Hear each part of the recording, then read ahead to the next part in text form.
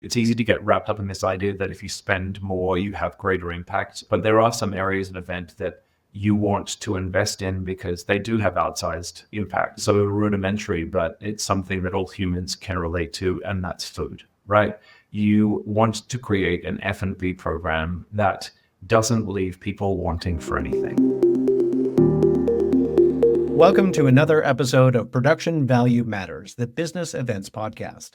Today, I'm really thrilled to welcome Jeremy Youett, Head of Proprietary Events at Atlassian.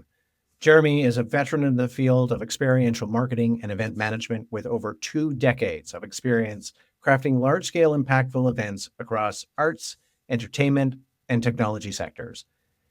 His career has spanned continents with significant roles in both Australia and the United States, and equipping him with a global perspective on event execution and partnership development.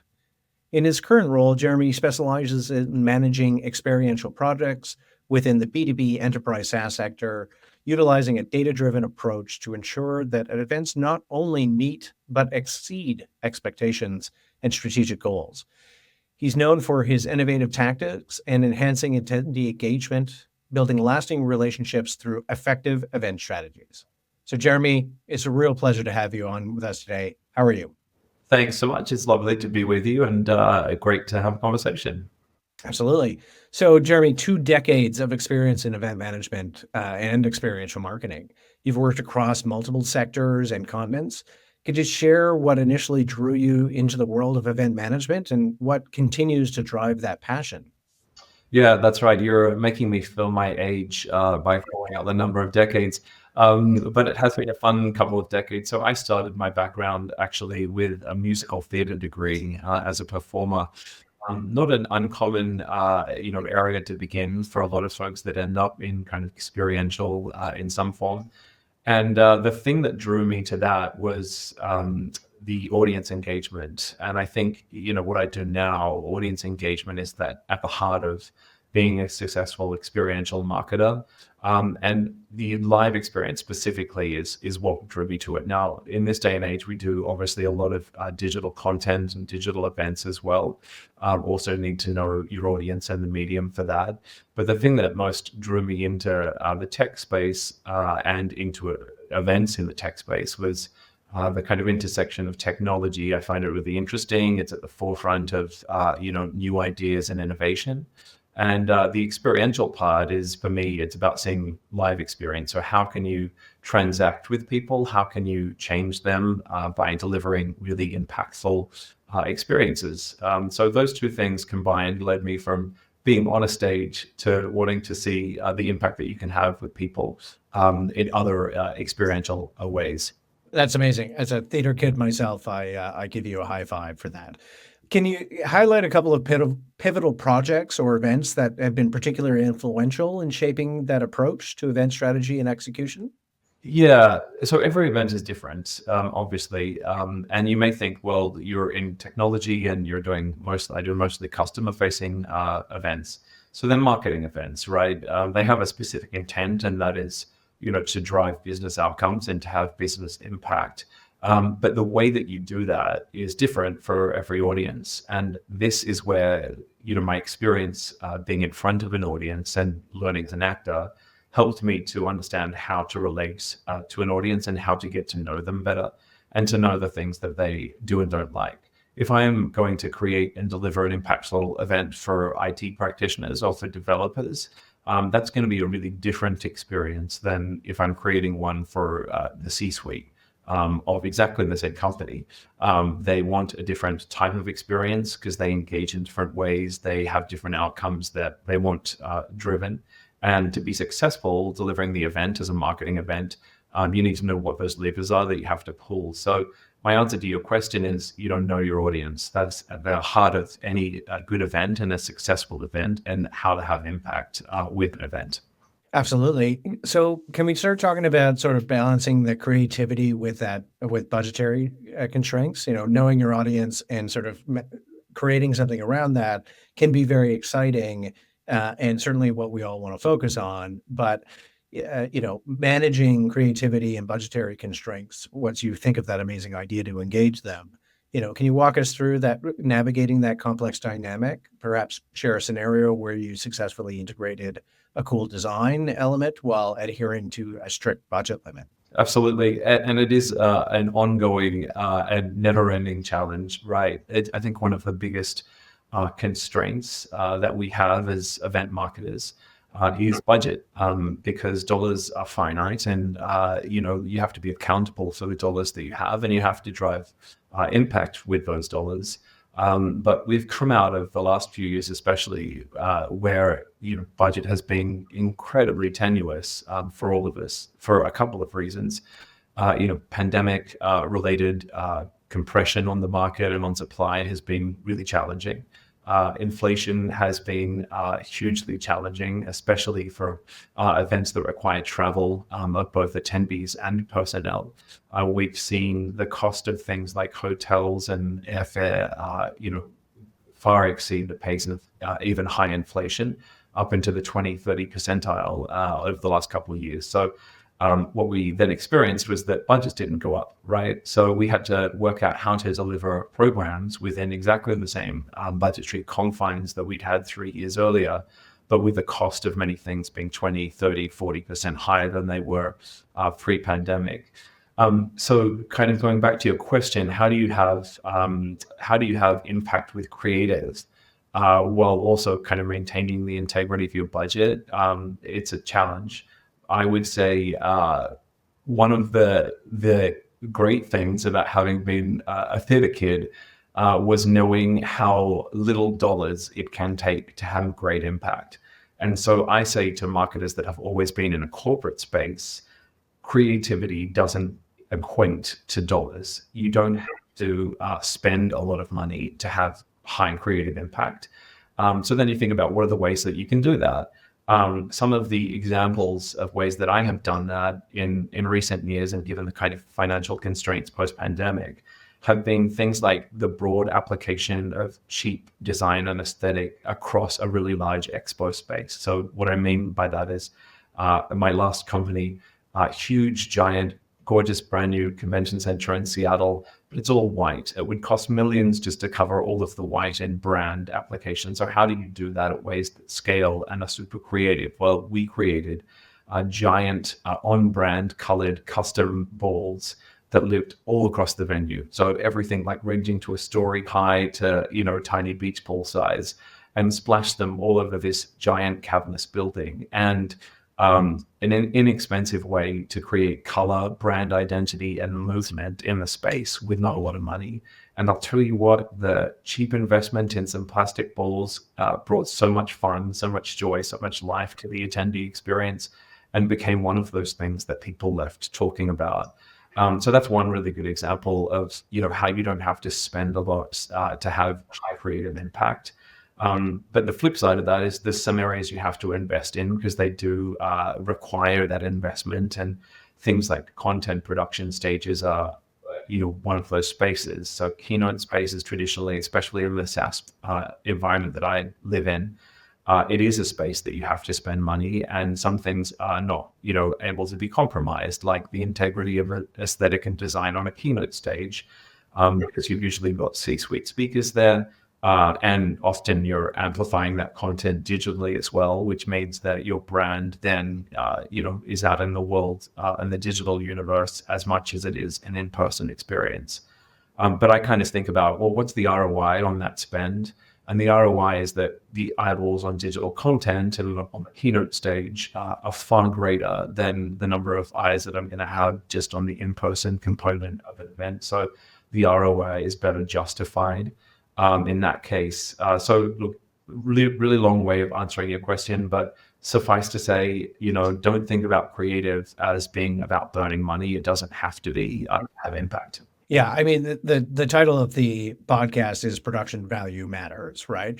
And so, we get that feedback every once in a while now from potential clients who are saying, oh, production value, that must mean more expensive, in the same vein that you just talked about. And so the way that we always phrase it, and I wonder if this resonates with you, that it's not what you spend on something, it is about how you spend it. And then, hopefully that leads seamlessly into my next question. As you mentioned, are there specific areas within an event experience that you consistently invest more in? And if so, why is that? You had mentioned sort of the general session room and the keynote room, but is there anything else specifically that you would invest in more to add value? Oh, very much so, and it's a great question, because again, it's easy to get wrapped up in this idea that if you spend more, you have greater impact either on the attendee experience or on the business impact metrics of the event that you're trying to chase. And it doesn't have to be true, but there are some areas of an event that you want to invest in because they do have outsized impact. This is so rudimentary, but it's something that all humans can relate to, and that's food, right?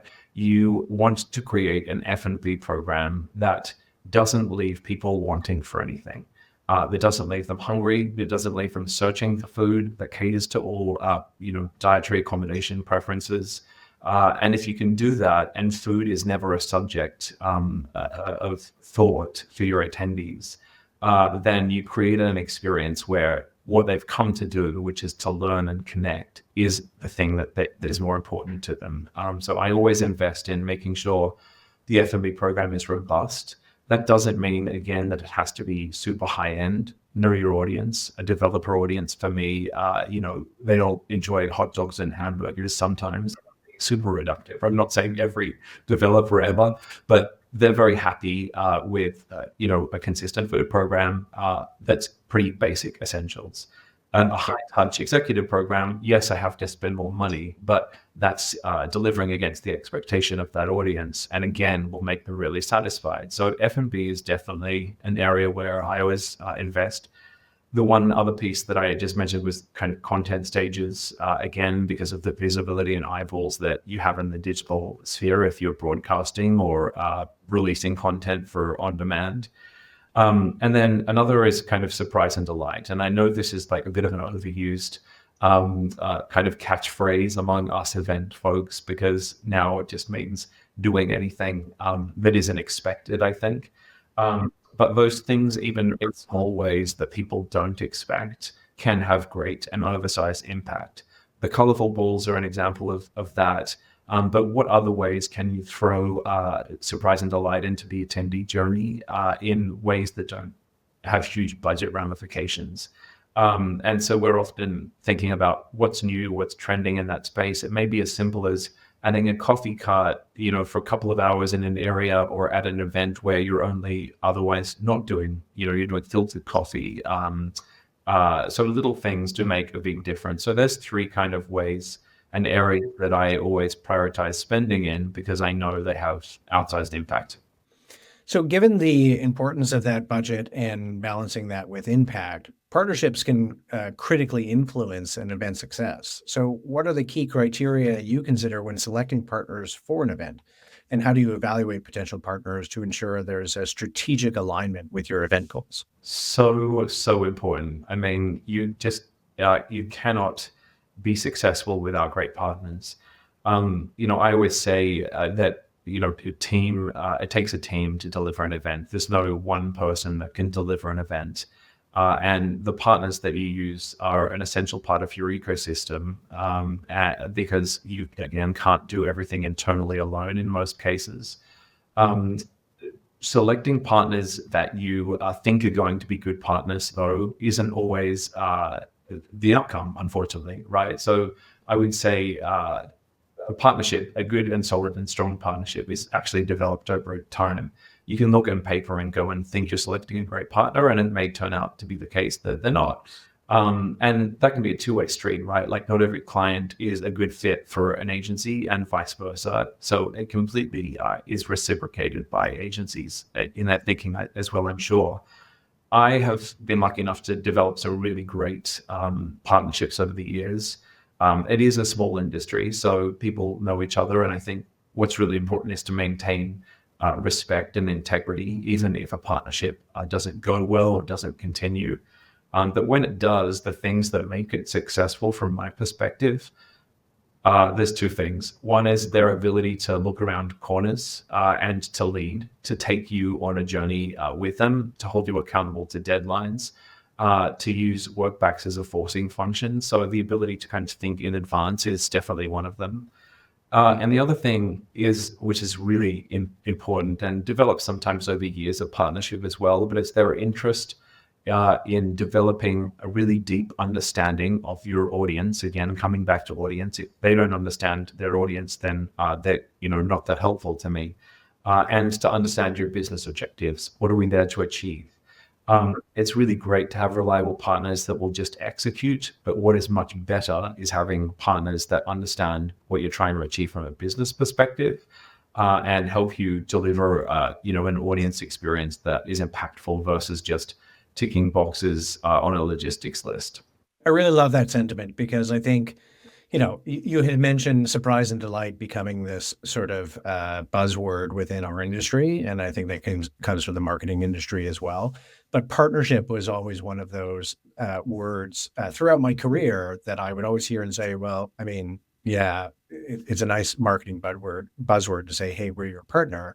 But to have that focus on not only the objectives of the event and the objectives of the organization you're serving, but that focus on understanding the audience, I think is critical. And I'm really glad you brought that up.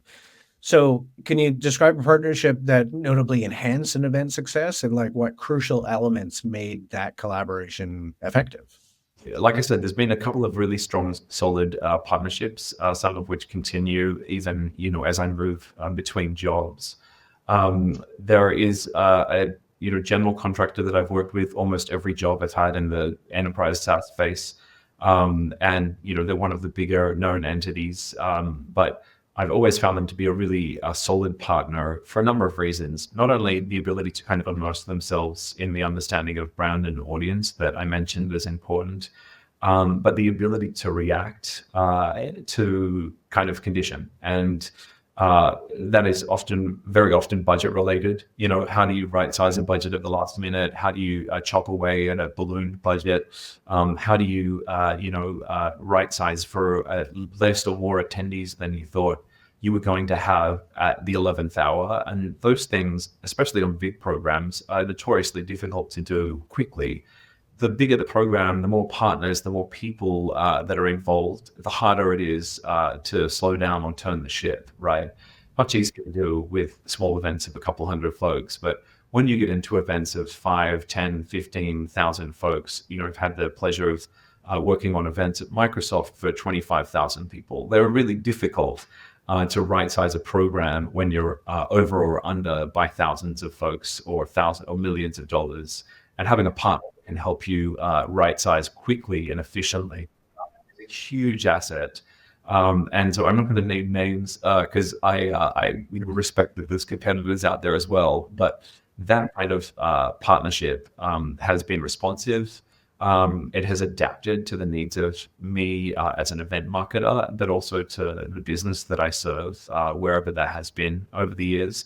And again, continues to kind of grow and bear fruit as I develop my career, but also as I move on to new areas of the business. Yeah, we like to personify it as being agile and adaptable, and particularly on those last minute changes, which they come up in every show, whether or not it's a level of attrition or if it's like some great success metric that you have 1,000 extra people showing up to your event that you didn't expect. Being able to be agile and flexible and rob Peter to pay Paul, or be creative with solutions, I think is an essential part of being a partner for anybody in this industry, whether it's B2B SaaS events or galas and sales meetings. So just switching focus to audience specifics for a second, particularly in the B2B SaaS sector, how do you tailor events to meet a distinct business objective and attendee expectation in that sector? And can you share an example of how that targeted event strategy directly contributed to the success? Yeah, that's a really good question, and I think about it actually in some ways backwards. What I mean by that is the best testament to the success and impact of an event is whether it happens again, Right. And so usually a company will cut their losses if they didn't realize, decent impact. And that doesn't always mean that you hit or exceed every goal that you set. Goals are benchmarks that are designed for you to have something to achieve. And you don't always achieve the goals. So most companies are pretty tolerant of the fact that not every goal will be achieved. But you need to have enough impact that it's worth doing it again, and the company's money is going to be spent worth a while again in future. So here's an example to your point. I designed a program, was at Microsoft at the time, an executive high-touch program, jumping around key business cities around the world. Now, the cost per head for those events, because they're super high-touch, is incredibly high. It's much higher than doing an IT practitioner or a developer type event that we spoke about before. And as a result, it may be harder to return ROI because it looks like on paper you're spending a lot more to do a lot less. But the impact that that audience has to achieving business objectives is far outsized. So you know that you're taking a risk, investing more per head to entertain people, but hopefully the payoff is higher as well. I was, had a kind of very decent, sizable budget to do this program of what was about 8 or 9 events globally around the world, super high touch. And what it showed was that, yes, the outsized investment in the audience in the first place really did and does pay off if the event is executed well. Now, you still have to design and execute a program that is, again, appropriate for audience. And a high-touch event for those sorts of people requires a lot of nuance. You have to think about really you can't kind of paint all of the folks at one of those events with one brush. You have to think about them almost as individual clients at an event, and there may be 100 of them, and 100 of them have different needs, right? From crazy things like, what time does the private jet arrive or take off, and how do I accommodate that in their transport needs, to very specific dietary requirements. And so there's all sorts of things that crop up then that you're kind of very much customizing a bespoke experience for every single one of those people. But at the end of the day, the ROI was there, right? So the time, energy, and dollar investment that went into creating the experience meant that the business was able to realize, maybe it invested millions in dollars in this program, but within 6 months, it had already returned in expansion in pipeline opportunity in the tens, if not hundreds of millions of dollars against that investment. So that's one example of that. That leads into my next question of, metrics and evaluation strategies that you're using to measure both the tangible and intangible aspects of your events on business objectives and audience engagement. Is there something particularly that you're looking at? Is there a metric that is, you had mentioned sort of looking 6 months down the road and seeing, well, we've got a $10 to $100 million pipeline that can be attributed to that $5 million investment that we made in this. So is that sort of a general metric you're using, or is there any specific metric you're sort of looking at for ROI? Good, great question. And actually the answer really is in the question itself. And that is, we look at 2 different things, and one is business impact metrics, and the other is audience engagement metrics. And they're different things, right, that you need to be successful on both the attendee front, the audience front, to deliver against the individual's needs, as well as making sure that the event drives pipeline. A marketing event at an enterprise tech company is intended to drive pipelines. No shame about that. That's what corporations do. All of the corporations I've been at in this space measuring similar sorts of things on the business impact side, although they might call them slightly different things, whether you're thinking about marketing qualified leads, MQLs, or SQLs, sales qualified leads.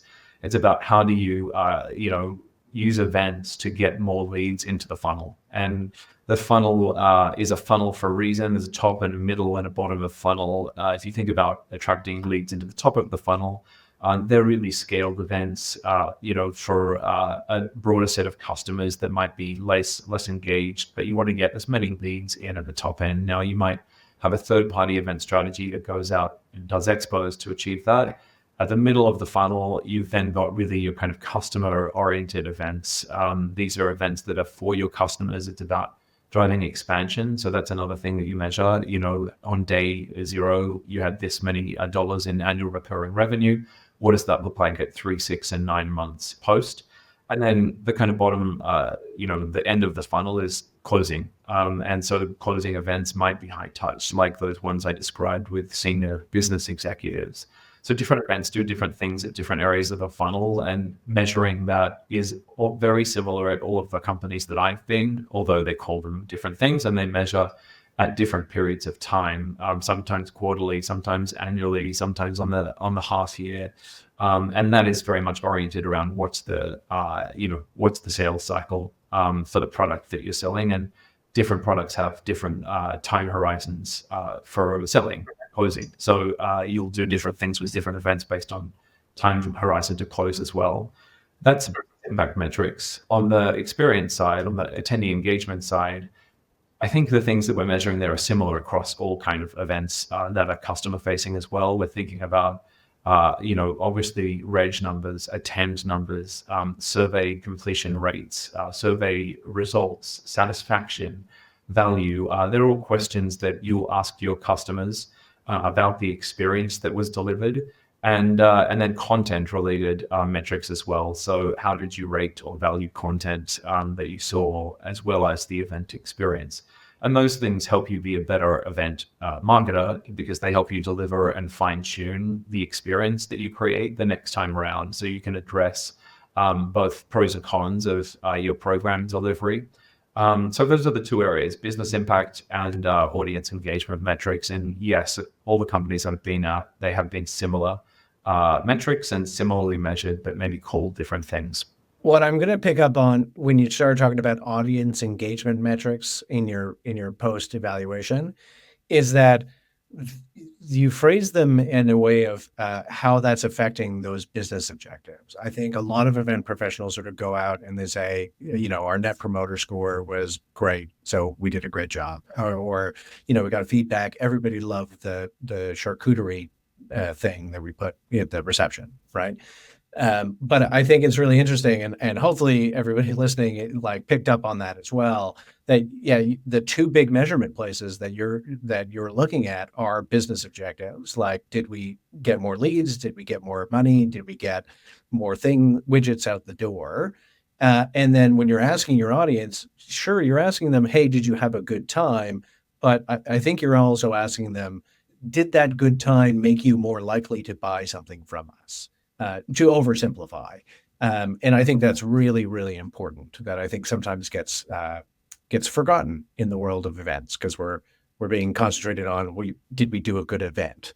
Did we do a good event that pushed the needle forward on growing the business? You're so right. And, at the junior stages of your career, you may not be thinking about what is the impact to the business, because someone's telling you to go deliver the event, and that's where your focus is. But I think if you want to exceed, or excel in your career, you want to grow your career over time and become thought of as a strategist and not an event practitioner only, then you need to start thinking about what is the impact. And the two things are totally interchangeable, to your point. You have to be able to drive a good experience to leave people wanting to buy things from you. And it sounds really rudimentary, but you're spot on. They are two totally combined and related things. So we always like to wrap up these episodes with a bit of practical advice. So understanding that, most of the listeners are event professionals in all sort of phases of their career, and they're listening to this episode thinking, how do I balance creativity, budget, ROI? What key piece of advice would you offer a new event marketer entering into the field to balance those sort of three major elements? I think the biggest piece of advice is that it is a non-traditional corporate life. If you're in the corporate space, even if you're not in the corporate space, it's not a 9-to-5 job, right? So if you're looking for the consistency of a 9-to-5 job that works Monday to Friday and has you however many weeks off a year, this is not the job for you. It's a dynamic field. It's a dynamic and really fun and exciting place to work for some folks, because oftentimes you're working 120 20%. And then in off-peak times, you might be down to 70% workload. And it's a real roller coaster in kind of how it affects your life in that way. And a lot of people get into it thinking, but it's corporate. So, it's going to be a Monday to Friday kind of 9 to 5 job. And I've never seen anyone in an event role where that is true. Now, there's very variable degrees of that at different companies, depending on your role. But I think you have to be adaptable. You have to be prepared to, overwork at some stage and underwork at other stage. I do very much with my team and myself believe that you need to also take time for mental health and wellness. But there's times to do that, which sit within the kind of, business calendar of the portfolio of events that you're delivering. So that's the one big thing that I would say to folks considering going into this event life. Absolutely. So thank you very much, Jeremy, for joining me today. And for those of you listening, if you want to get more content based on this episode and more, please go to productionvaluematters.com where you can subscribe, or go to burnproductionservices.com/PVM, where you can also subscribe, check out latest episodes, and get more access to content. Jeremy, if anybody wants to reach out to you after this episode, where's the best way to get in touch with you? Yeah, please find me on LinkedIn, Jeremy Youett, Youett. You'll find me there. I think I'm the only one, so not hard to find. Absolutely. Well, thank you again, Jeremy, and it was lovely speaking with you. Thank you, mate. Thanks for having a great conversation. Really appreciated it.